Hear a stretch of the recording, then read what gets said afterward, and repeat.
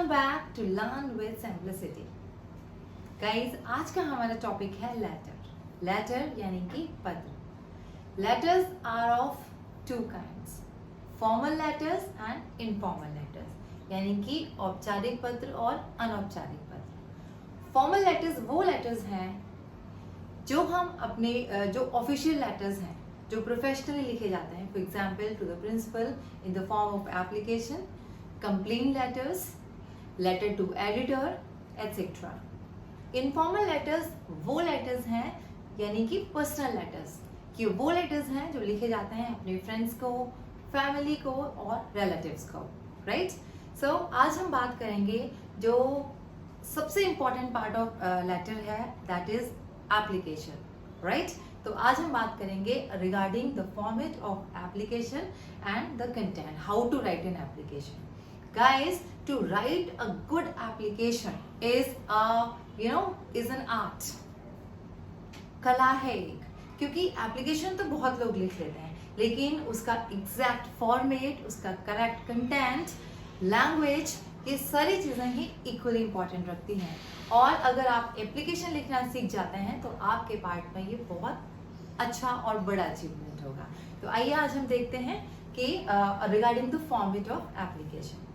Previously क्या होता था, जस्ट अबाउट डिकेड कि स्टार्टिंग करते थे टू, फिर कॉमा, फिर दो principal and so on. Guys, ये बहुत ही ओल्ड फैशन्ड है और बहुत ही ओल्ड पैटर्न है। जो नया फॉर्मेट है एप्लीकेशन का वो टोटली चेंज है। तो आइए देखें हम कि किस तरीके से हमारा पैटर्न होना चाहिए।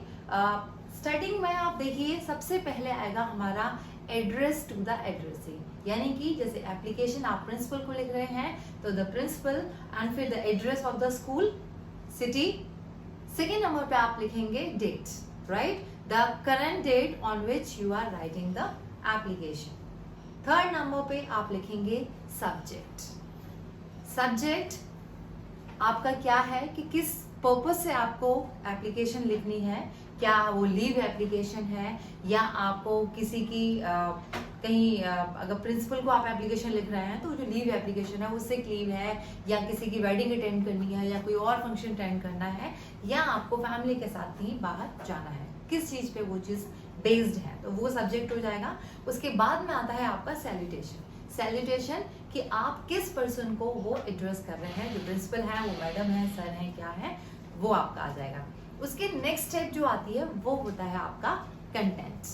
कंटेंट में वो सारी पॉइंट्स आ जाएंगी, सारी चीजें आ जाएंगी जो आप उनको कन्वे करना चाहते हैं with the help of your application.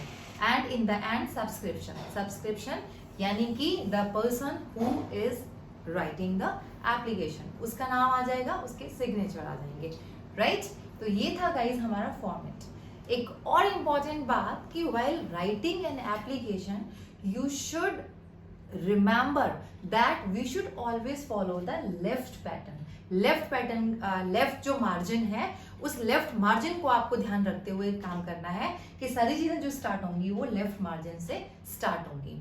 आपको पता ही होगा गाइस कि हिंदी और इंग्लिश लैंग्वेज में हमारा जो पैटर्न है, it goes from the writing works from left to right, Hindi English में। जैसे कि अगर आप बात करें उर्दू की या सम अदर लैंग्वेजेस की, तो राइटिंग क्या होती है, राइट टू लेफ्ट वर्क करती है। लेकिन क्योंकि हम इंग्लिश की बात कर रहे हैं और हिंदी की हम बात करते हैं, तो हमारी राइटिंग जाती है फ्रॉम लेफ्ट टू राइट। इसलिए आपको ध्यान रखना है कि जो मार्जिन है वो लेफ्ट को ही फॉलो करता हुआ चलेगा। अगर आपको न्यू लाइन से बिगिन करना है, सेंटेंस को नए लाइन से बिगिन करना है, तो भी वो लेफ्ट मार्जिन से स्टार्ट होगी, जो कि आपने बिगिन किया था। पुराने केसेस में क्या होता था कि आपने जैसे कोई पैराग्राफ लिखा, पैराग्राफ जहां एंड हुआ उस पॉइंट के नीचे से ही हम स्टार्ट करते थे, जो कि बहुत ही आउटडेटेड और ओल्ड पैटर्न है, जो आपको इस अब जो है नए टाइम में, करंट टाइम में आपको फॉलो नहीं करना है। सो ये था regarding the format of application. अब एक बार देख लेते हैं एक्यूरेटली एक एप्लीकेशन कैसे लिखनी है। हम बात कर रहे हैं to attend wedding of a cousin, right. Okay then, let's see the content. Let's start with the address of the addressee, like the principal, Kendriya Vidyalaya Mathura Kent, Mathura, and then comes the date, the current date on which you are writing the application. उसके बाद subject, right. जैसे हम बात कर रहे हैं application for 4 days to attend cousin's wedding, तो आप उसमें लिख देंगे application, leave application for 4 days to attend cousin's wedding. And then comes salutation, respected sir और रिस्पेक्टेड मैम. अकॉर्डिंगली आप देख लेंगे आपके प्रिंसिपल मैम है या सर है, according to that. Suppose it's sir, he sir, so respected sir. And then comes content. ध्यान रखना है आपको, सारी चीजें लेफ्ट मार्जिन से स्टार्ट होंगी जहां से आपने बिगिन किया था और उसी को फॉलो करते हुए वो आगे जाएंगे, right. So with due regards I would like to state that I need to go to attend my cousin's wedding in Agra.